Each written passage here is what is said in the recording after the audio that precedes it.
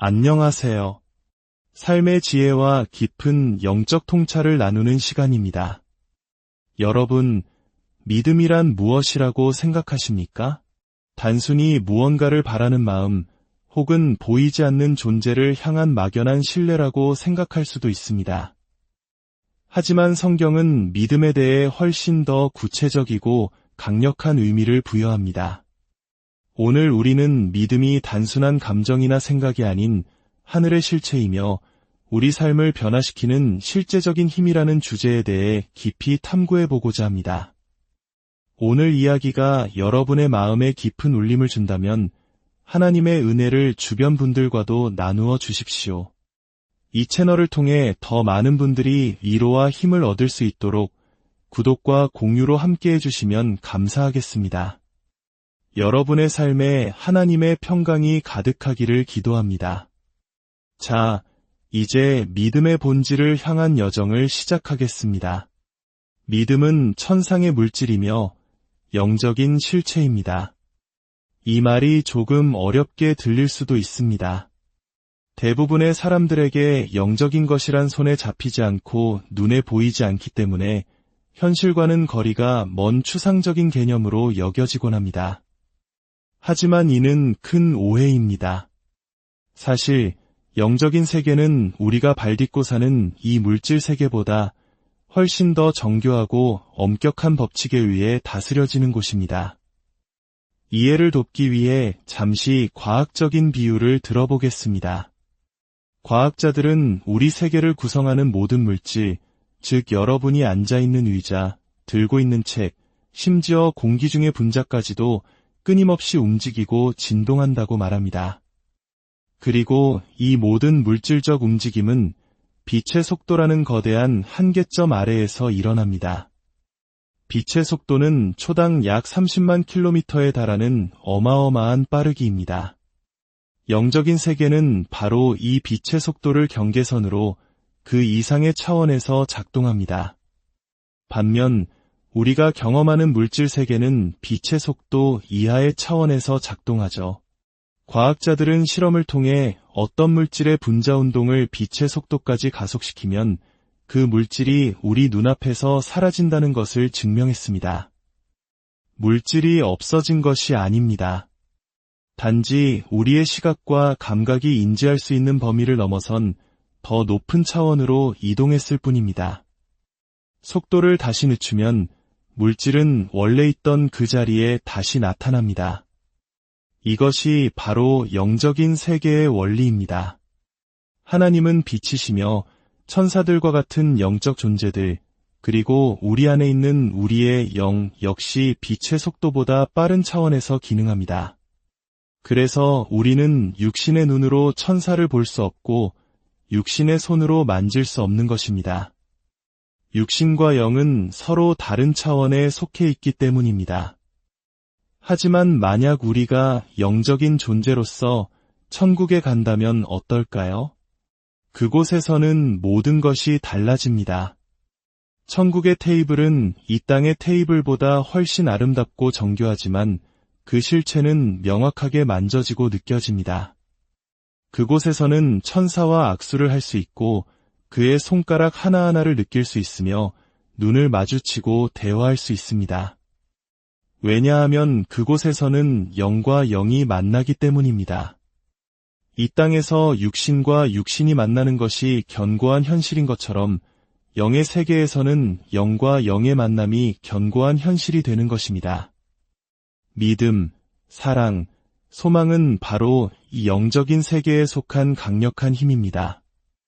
성령의 9가지 열매인 사랑과 희락, 화평, 인내, 자비, 양선, 충성, 온유, 절제 역시 이 3가지 근원적인 힘의 뿌리를 두고 있습니다.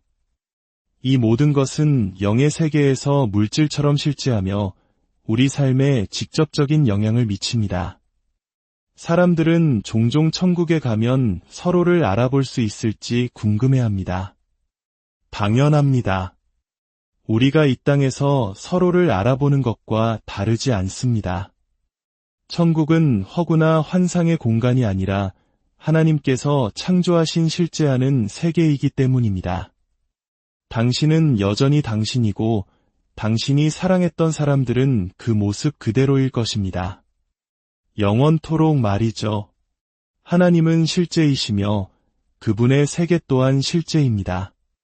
하나님께서 빛이 있으라 말씀하시자 우주가 창조되었습니다. 하지만 영적인 영역은 그 우주보다도 훨씬 더 광대합니다. 영적인 세계는 언제나 물질적인 세계를 감싸고 포함하기 때문입니다. 하나님께서는 이 광활하고 놀라운 세계를 바로 당신과 저를 위해 창조하셨습니다. 때로는 하나님께서 환상이나 특별한 나타나심을 통해 우리가 영의 세계를 엿볼 수 있도록 시야를 열어주시기도 합니다.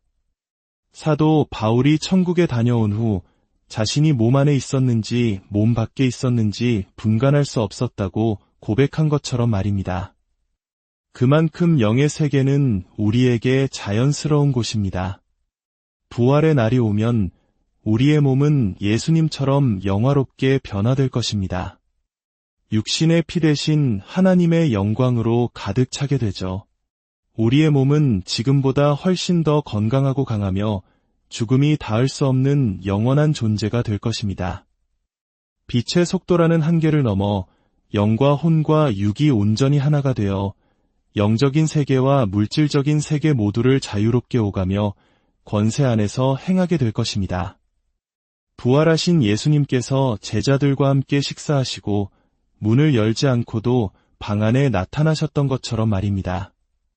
그분은 하늘과 땅의 모든 권세를 가지셨고 두 세계를 완전한 권위와 자유함 속에서 다스리셨습니다.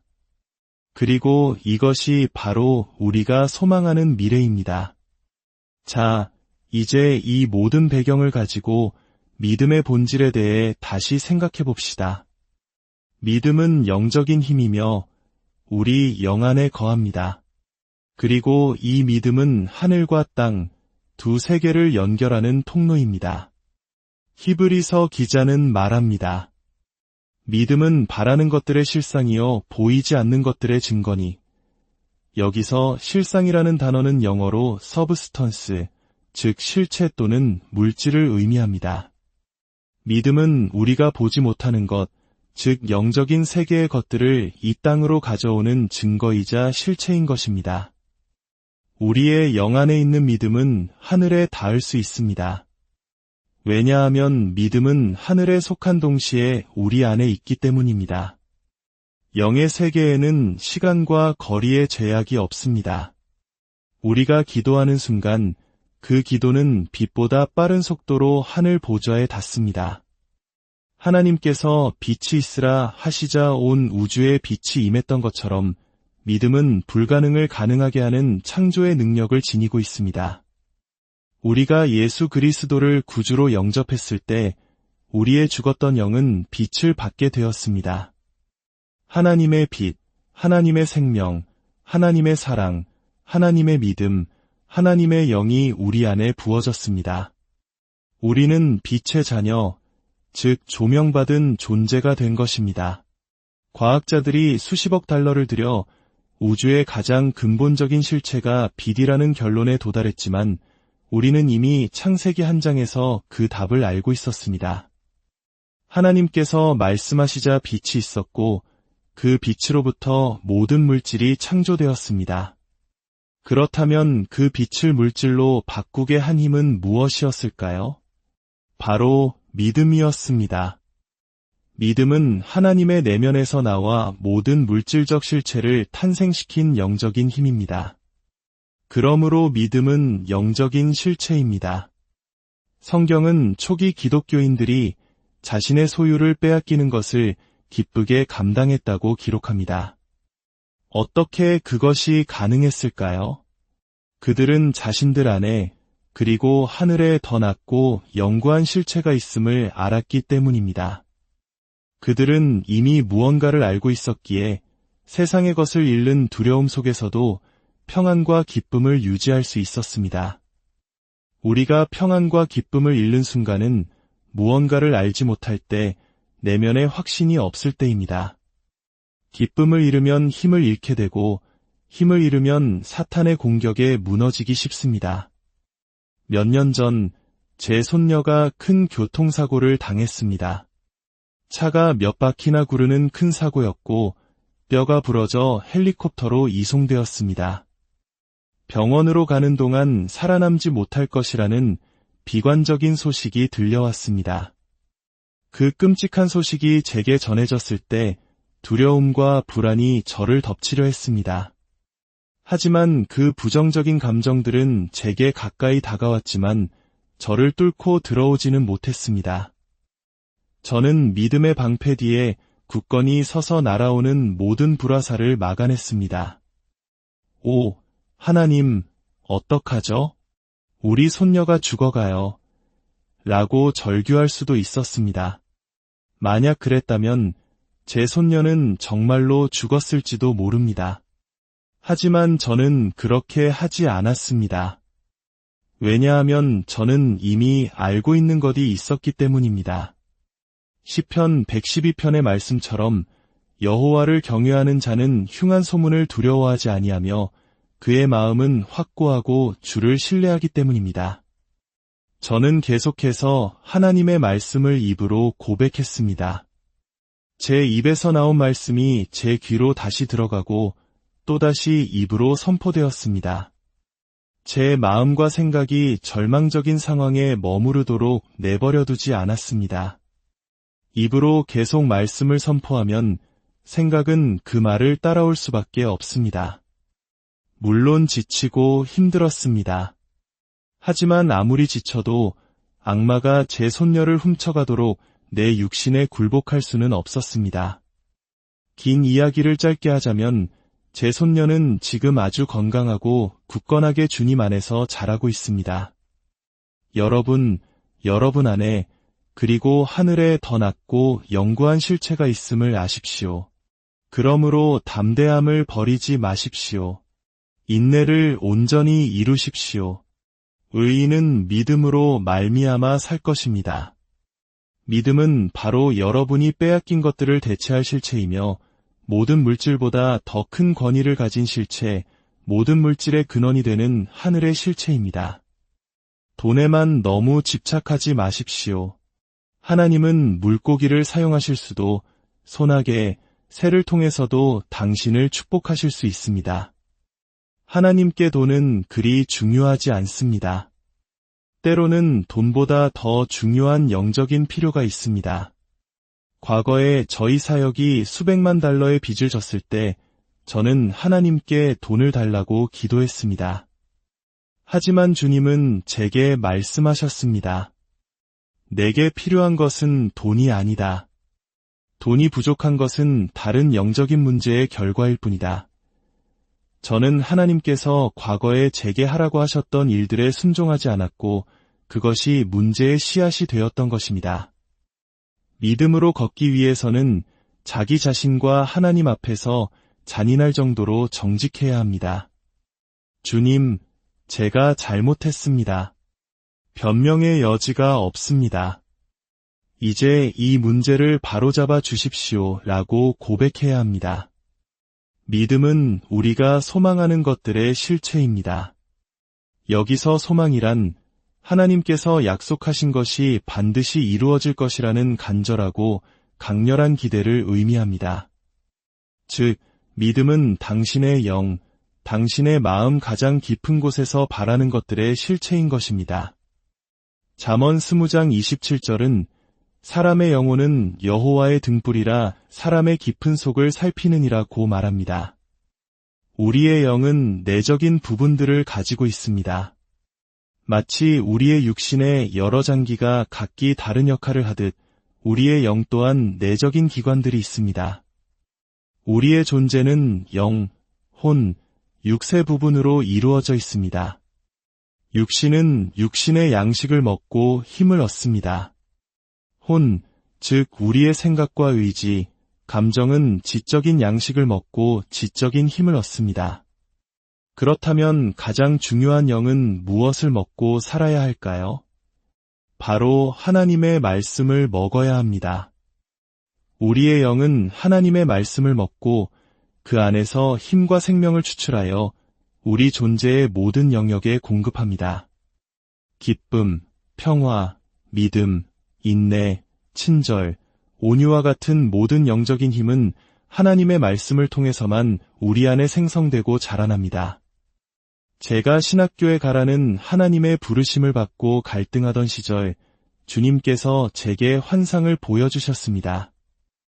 한 집회에서 기도받기 위해 줄을 선 수많은 사람들을 보게 되었습니다.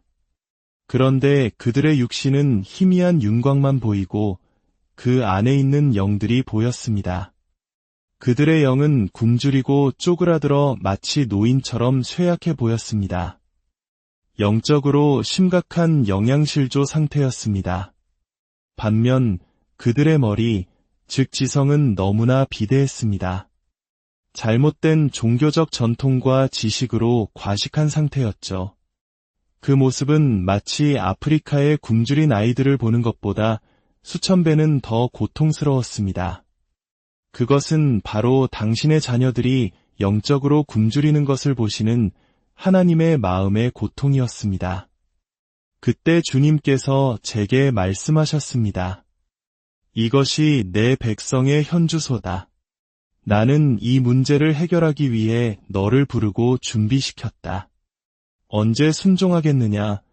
그 환상은 제 삶을 완전히 바꾸어 놓았습니다. 저는 하나님의 부르심에 순종하기로 결단했고 그 후의 삶은 기적의 연속이었습니다. 집이 기적적으로 팔리고 등록금이 한 푼도 없던 날 아침 아버지를 통해 정확한 액수의 헌금이 전달되었으며 마침내 그 학교에서 비행기 조종사로 일하게 되는 놀라운 은혜를 경험했습니다. 이 모든 경험을 통해 제가 깨달은 것은 한 가지입니다.